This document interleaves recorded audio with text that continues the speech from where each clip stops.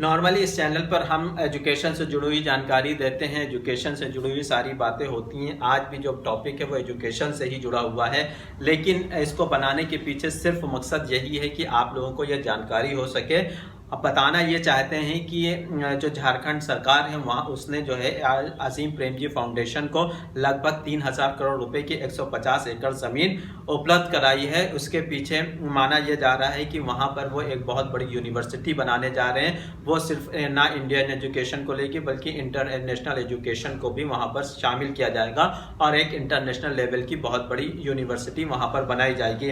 अब अजीम प्रेमजी फाउंडेशन है कौन और अजीम प्रेमजी कौन है, इनके बारे में हम आपको ज़रूर थोड़ा सा बता देते हैं, क्योंकि इनके बारे में जानकारी होना भी ज़रूरी है कि एक फाउंडेशन जो इस तरह के काम कर रहा है वो एक्चुअली है कौन। अजीम प्रेमजी के बारे में वैसे तो जितने भी आईटीएंस हैं, आईटी सेक्टर से जुड़ा हुआ कोई भी ऐसा बंदा नहीं जो उनको नहीं जानता होगा, क्योंकि विप्रो लिमिटेड की जो शुरुआत है उन्होंने ही की थी। जो विप्रो के ओनर या को फाउंडर के रूप में जाने जाते हैं अजीम प्रेमजी, और वो एक समय में उसके चेयरमैन भी थे। अजीम प्रेमजी ने ही इसकी शुरुआत की थी और एक टाइम ऐसा था कि scissor of the Indian IT industries के रूप में भी उनको जाना जाता था। जिस तरह से उन्होंने आईटी सेक्टर में चेंजेस किए हैं या बदलाव लेकर आए हैं वो बहुत बड़ा कह सकते हैं माइलस्टोन माना जाता है।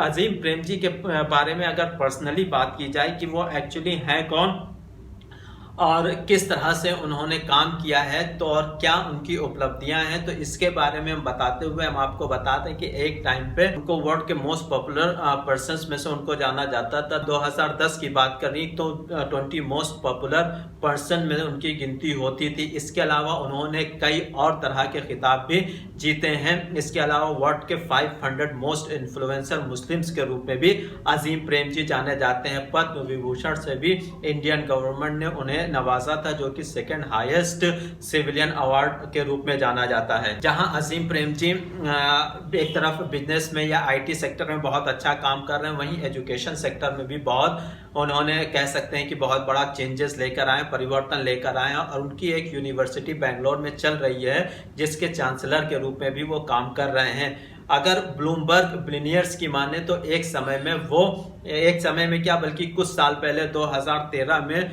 उनकी जो वर्थ थी $32.8 बिलियन थी, जो कि रिचेस्ट पर्सन में से उनकी गिनती होती थी। लेकिन अजीम प्रेमजी ने बहुत बड़े दानी के रूप में भी जाने जाते हैं और एजुकेशन सेक्टर में उन्होंने बहुत ज़्यादा दान किया है।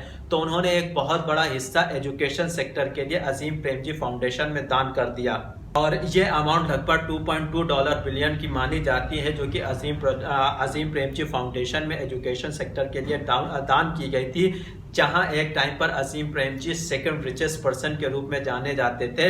जब उन्होंने इतना बड़ा दान किया है तो उनकी रैंक सेकंड से 17 पर आ गई। लेकिन पर्सनली हमारा ओपिनियन ये है कि रैंक मायने नहीं रखती है अगर आपका पैसा सही जगह पर यूज हो रहा है। अगर उन्होंने एजुकेशन सेक्टर में इतना बड़ा काम किया है तो शायद रैंकिंग उनके लिए मायने नहीं रखती है।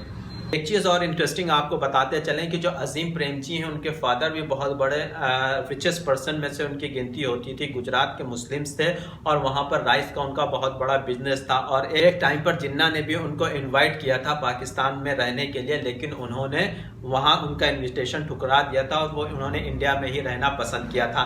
उनके फादर के अलावा अगर बात की जाए अजीम प्रेमजी, तो अजीम प्रेमजी ने भी स्टैनफोर्ड यूनिवर्सिटी से इलेक्ट्रिकल इंजीनियरिंग की थी और उसके बाद उन्होंने विप्रो की शुरुआत की और आज वो इस मुकाम पर हैं। तो अजीम प्रेमजी को मैं बहुत ज़्यादा बधाई या थैंक यू भी कहना चाहूँगा इस अच्छे कार्य के लिए।